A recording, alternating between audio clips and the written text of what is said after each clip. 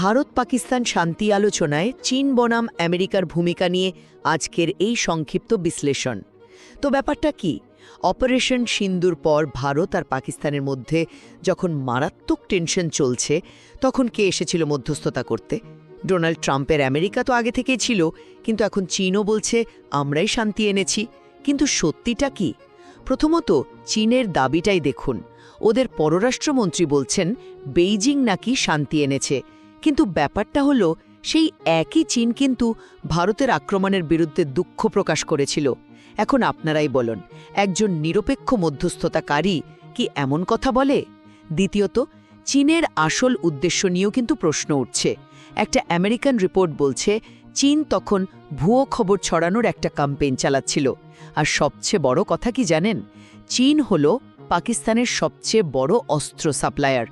তো যে দেশ অস্ত্র বেচে সে আমার শান্তির দূত হয় কিভাবে? আসলে এই ঘটনাটা এখন আর ভারত পাকিস্তানের মধ্যে সীমাবদ্ধ নেই, বুঝলেন?